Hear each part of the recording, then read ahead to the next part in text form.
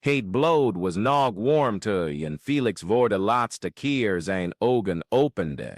Niet het bloed dat uit zijn eigen opengezenden aderen stroomde, maar het bloed van Rome, dik, keizerlijk, besmet door de waanzin van een keizer die liefde had veranderd in een instrument van de dood. Amper 17 jaar oud was zowel slachtoffer als getuige geworden van de meest verontrustende verhalen van het Romeinse Rijk, een verhaal dat de keizerlijke schriftgeleerden nooit in hun officiële chronieken zouden durven vastleggen, maar dat als een vervloekt gefluister door de hangen van de Palatijn zou echoen, door de generaties heen. Het jaar was 59 na Christus, en Nero Claudius, Caesar Augustus Germanicus regeerde over een rijk dat zich uitstrekte van de Atlantische Oceaan tot de Eufraat. Op een 20-jarige leeftijd had de keizer zijn macht geconsolideerd door een dodelijke combinatie van openbare charme, privé-brutaliteit en een onverzadigbare dorst naar genoegens die zelfs de decadente normen van de Romeinse aristocratie tartte. De Palatijn brauste in die dagen van een koortsachtige energie, een giftige mix van politieke paranoia, ongebredelde lust en een artistieke creativiteit die grensde aan waanzin. De marmeren muren die ooit weer klonken van de soberheid van Augustus, trilden nu op de klanken van nachtelijke orgies, samenvattingen en de waanzinnige geschreeuw van een jonge keizer die geloofde tegelijkertijd God, kunstenaar en beul te zijn. In deze context van verdorven grootsheid arriveerde Felix in het keizerlijke paleis, aangeboden als geschenk door Syrische kooplieden, die in de jonge Slaaf een zeldzame combinatie van androgene schoonheid en verfijnde intelligentie hadden herkend. Zijn blonde haar, waarschijnlijk het resultaat van Gallische of Germaanse afkomst, vormde een dramatisch contrast met zijn groene ogen van een verontrustende intensiteit. Het lichaam van de jongeman, nog niet volledig gevormd door de puberteit, bezat die etherische kwaliteit die de Romeinen associeerden met de lagere goden, te mooi om volledig menselijk te zijn, te fragiel om goddelijk te zijn. De vermeldingen in de persoonlijke archieven van Seneca, eeuwen later ontdekt in een verlaten villa nabij Napels, noemen Felix slechts 1 keer, en dan nog op een indirecte manier. De keizer ontving vandaag een geschenk dat in hem een passie ontketende, die ik vrees destructiever zal zijn dan al zijn voorgaande passies samen. De jongeman bezit een schoonheid die lijkt te zijn gesmeed door de goden zelf om de geestelijke gezondheid van stervelingen op de proef te stellen. De woorden van de filosoof, geschreven met een trillende handschrift die haast of angst suggereerde, zouden zich profetisch bewijzen op een manier die zelfs zijn briljante geest niet had kunnen voorzien. Toen Nero Felix voor het eerst zag, voorzat de keizer een bijzonder saaie zitting van de Senaat, waarbij hij interesse veinsde terwijl verouderde senatoren debatteerden over kwesties van provinciale belastingheffing. De jonge Slaaf werd discreet de zaal binnengebracht door Tigellinus, de Praetoriaanse prefect, die de belangrijkste facilitator van de keizerlijke ondeugden was geworden. Gekleed in slechts een dun linnen gewaad dat meer onthulde dan het verborg, werd Felix strategisch in het gezichtsveld van de keizer geplaatst. Het effect was onmiddellijk en verwoestend.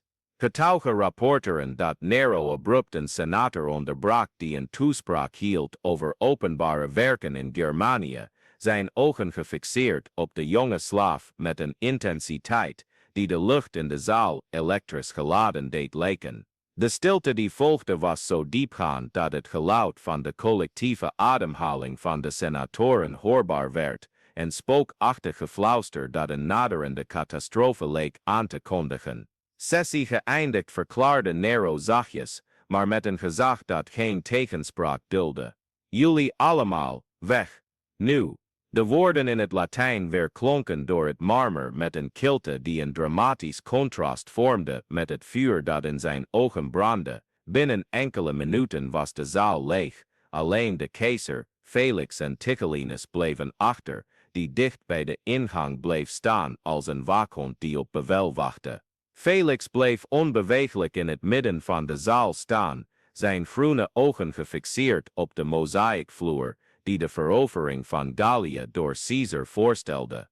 Zat iets in zijn houding, niet precies onderwerping, maar een berustende aanvaarding die een intuïtief begrip van zijn lot suggereerde. Zijn lange delicate vingers trilden bijna onmerkbaar, de enige zichtbare verraad van de terreur, die zeker als vloeibaar gif door zijn aderen gierde. Nero daalde langzaam van zijn troon af, elke stap weergalmde in de lege zaal als een slag van een rouwtamboer. Hij droeg een purperen toga geborduurd met gouden daden die scènes uit de Ilias voorstelden, en wrede ironie, aangezien hij zelf de hoofdrolspeler zou worden van een nog duisterdere tragedie. Toen hij uiteindelijk voor Felix stopte, creëerde het hoogteverschil tussen hen een verontrustende visuele dynamiek. De keizer met zijn 21 jaar en robuuste postuur domineerde volledig de delicaat figuur van de jonge slaaf. Kijk mij aan, beval Nero, zijn stem geladen met een mix van lust en iets duisters, en honger die verder ging dan het louter fysieke. Felix gehoorzaamde langzaam, hij keek op om de keizerlijke blik te ontmoeten. Wat er op dat moment tussen hen gebeurde, werd alleen door Tigellinus gezien, die de scène later in een privébrief aan zijn zus beschreef. Het was alsof je een hongerige god zijn perfecte offer zag vinden. De lucht in de zaal werd zo dik dat ik nauwelijks kon ademen. De weken die volgden brachten een radicale verandering teweeg in de keizerlijke routine. Felix werd ondergebracht in vertrekken naast die van de keizer, een voorrecht dat doorgaans alleen was voorbehouden aan leden van de keizerlijke familie of favorieten van zeer hoge status. Zijn kleding werd gemaakt door dezelfde ambachtslieden die Nero zelf kleden, zijden uit China, linnen uit Egypte, juwelen die farao's hadden gesierd, maar onder al die oppervlakkige pracht ontwikkelde zich een veel sinistere dynamiek. Nero was geobsedeerd geraakt, niet alleen door Felix' fysieke schoonheid, maar door het idee hem volledig te bezitten, lichaam, geest en ziel. De keizer begon de constante aanwezigheid van de jonge slaaf te eisen, hem meenemend naar banketten waar Felix als een levende trofee werd tentoongesteld, gedwongen om naakt of halfnaakt te blijven, terwijl de keizerlijke gasten om hem heen feest vierden. Tijdens deze tentoonstellingen kregen Felix' ogen een glazige uitdrukking, alsof zijn geest had geleerd zich los te koppelen van zijn lichaam om de systematische vernedering te overleven. Een fragment van een papyrus, ontdekt in de ruïnes van Pompe, blijkbaar deel van een nooit verzonden persoonlijke brief, biedt een zeldzaam inzicht in Felix' perspectief gedurende deze periode. Ik ben een levend standbeeld geworden in een museum van gruwelen. Mijn lichaam behoort me niet meer toe, en mijn geest dwaalt naar plaatsen waar hij me niet kan volgen. Ik droom van gouden tarwevelden, waar ik als kind rende, voordat ik begreep dat schoonheid een vredere vloek kan zijn dan lelijkheid. Het handschrift duidelijk van iemand met een goede opleiding suggereert dat Felix een intelligentie en gevoeligheid bezat die zijn leden nog scherper maakten. Naarmate de maanden verstreken, begon Nero's obsessie met Felix zijn keizerlijke beslissingen op steeds grilliger manieren te beïnvloeden. Belangrijke vergaderingen werden afgezegd als Felix zich niet goed voelde. Cruciale militaire beslissingen werden uitgesteld als de keizer bezig was met zijn favoriet. De Senaat, reeds nerveus over Nero's autocratische neigingen, begon te fluisteren over de gevaarlijke invloed die een simpele slaaf leek uit te oefenen op de heerser van de bekende wereld. Maar Felix was niet zomaar een passief object in de keizerlijke dynamiek. De fragmenteerde verslagen suggereren dat hij een subtiele vorm van psychologische weerstand ontwikkelde, een deel van zichzelf altijd buiten Nero's bereik houdend. Tijdens privégesprekken toonde de jonge slaaf af en toe flitsen van een complexe en onafhankelijke persoonlijkheid die de keizer tegelijkertijd fascineerde en frustreerde. Het was alsof Felix een innerlijke vesting had gebouwd, die zelfs de keizerlijke macht niet volledig kon veroveren. Deze psychologische weerstand, hoe subtiel ook, begon Nero's reeds broze geestelijke gezondheid te ondermijnen. De keizer, gewend aan het onmiddellijk vervullen van zijn verlangens, zag zich geconfronteerd met iets dat zijn absolute macht niet kon onderwerpen. De menselijke ziel in zijn puurste en meest uitdagende vorm. De nachten op de Palatijn werden het toneel van steeds verontrustender scènes, waarbij Nero wisselde tussen obsessieve aanbidding en moorddadige woede, soms binnen een enkele ademteug. Tychellinus, een scherpe waarnemer van de menselijke natuur, herkende de tekenen van een naderende catastrofe. In zijn wekelijkse rapporten aan de Senaat begon hij vaag te verwijzen naar de toenemende emotionele instabiliteit van de keizer en de noodzaak van voorzichtige interventie om de keizerlijke waardigheid te behouden. Maar zijn zorgvuldig gekozen woorden konden de verschrikkelijke realiteit nauwelijks verhullen. Rome werd geregeerd door een jonge man die in vrije val was naar totale waanzin, en de katalysator van deze val was een 17-jarige slaaf, wiens groene ogen geheimen verborgen hielden, die geen aardse macht kon ontrafelen. De transformatie van Felix gedurende deze periode was zowel fysiek als spiritueel. Zijn lichaam, onderworpen aan een routine van keizerlijke wellust, begon tekenen van vroegtijdige achteruitgang te vertonen. De huid, schitterde met de helderheid van de jeugd, ontwikkelde een wasachtige bleekheid, alsof het leven letterlijk uit zijn aderen werd gezogen. Zijn ogen, voorheen stralend als gepolijste smaragden, kregen een duistere diepte die oceanen van stil lijden suggereerde. Maar het was tijdens de winter van het jaar 60 per dat de situatie tot een kookpunt kwam. Nero was steeds paranoïde geworden, ervan overtuigd dat Felix tegen hem samenzwoer, niet via politieke samenzwering, maar via een subtielere vorm van emotioneel verraad. De keizer begon elke beweging, elke gezichtsuitdrukking, elk moment van afleiding te interpreteren als bewijs van intieme ontrouw. Op een bijzonder koude januariavond, getuigen verslag uitmaken dat Nero Felix riep naar zijn privévertrekken. De keizer had de dag doorgebracht met het drinken van onverdunde wijn, een praktijk die barbaars werd beschouwd, volgens Romeinse normen, en zijn geestelijke toestand was verslechterd tot een staat van slecht beheerste hysterie. De muren van de keizerlijke kamer, versierd met fresco's die bucolische scènes uit Arcadia afbeelden, schenen de sombere realiteit te bespotten die zich onder hun geschilderde blik voltrok. You think you can hide from me, verklaarde Nero, zijn stem door de alcohol verslechterd maar geladen met een gevaarlijke intensiteit. You think there are parts of you that I cannot reach. But you're wrong, mijn kleine goad. I will have all of you, or I will have nothing.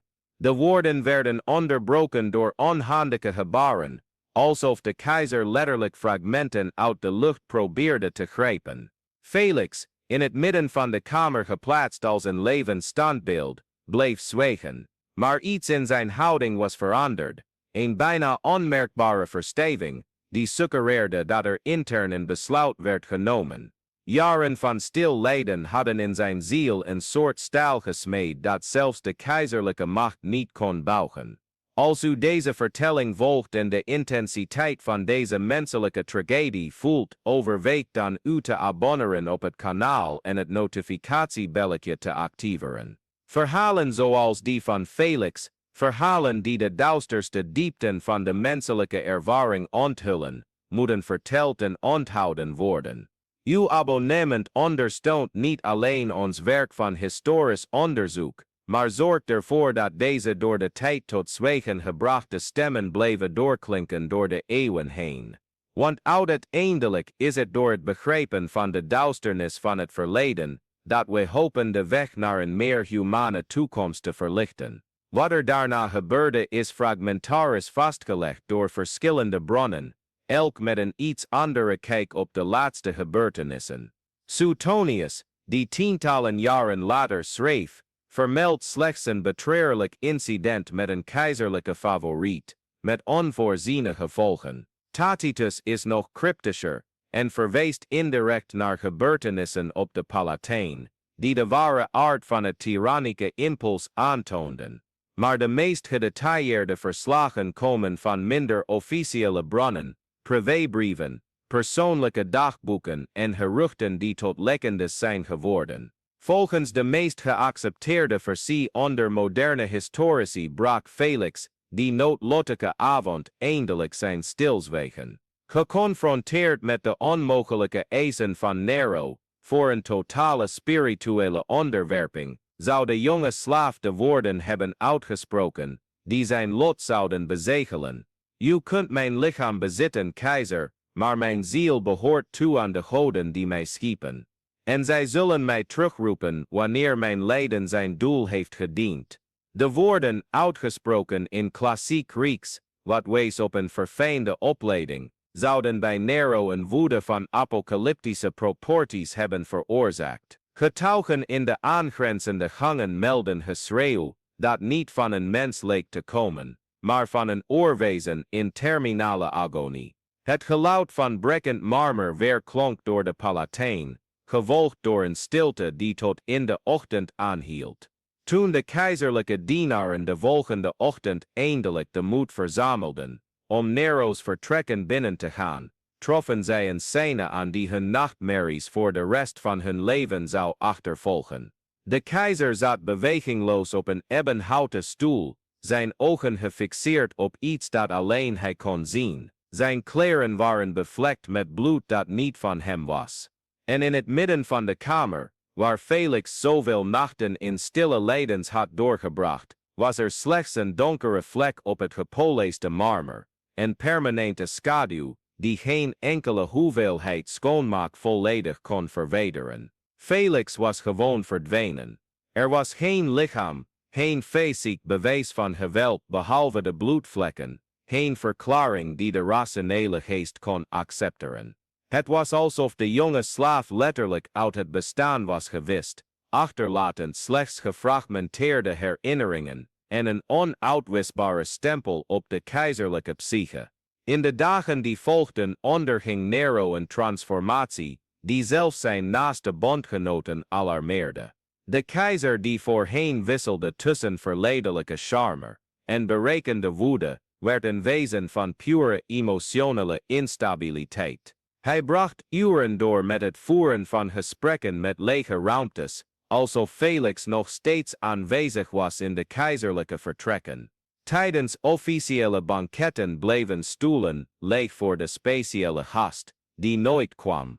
Bezoekende senatoren rapporteerden gesprekken, waarin Nero naar Felix verwees in de tegenwoordige tijd, alsof de jonge slaaf nog steeds een actieve aanwezigheid was in het paleis.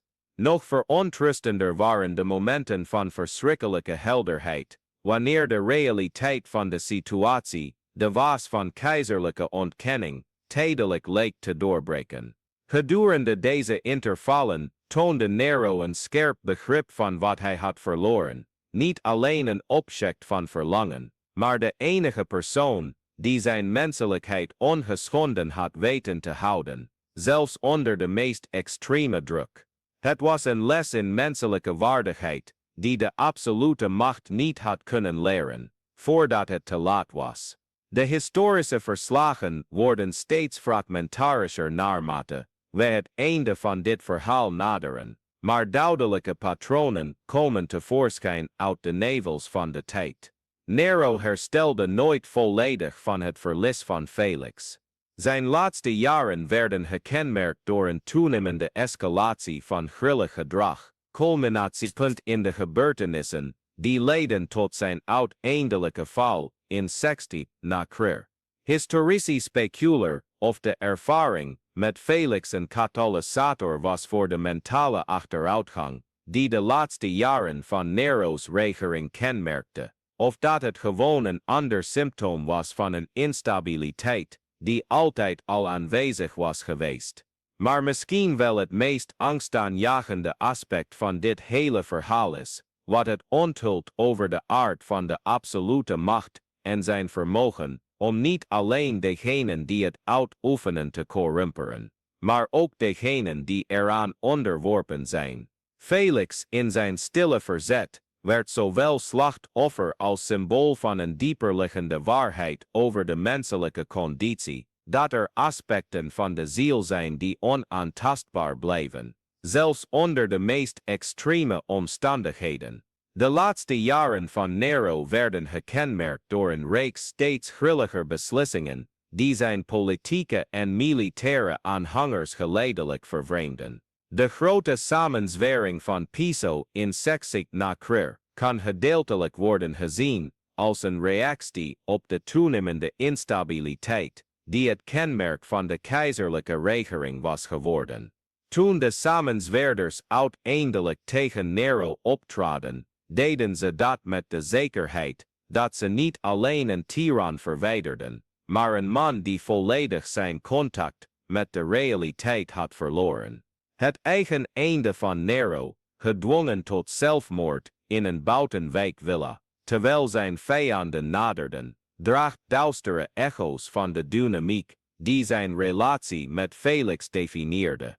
Gefronteerd met het totale verlies van controle over zijn situatie, ontdekte de keizer dat er aspecten van de menselijke ervaring waren, met name de dood, die zelfs de absolute macht niet volledig kon beheersen. Zijn laatste geregistreerde woorden, qualis artifex pero, welke kunstenaar sterft met mij, suggereren een tragisch zelfbewustzijn over de verspilling van menselijk potentieel, dat zijn leven had vertegenwoordigd.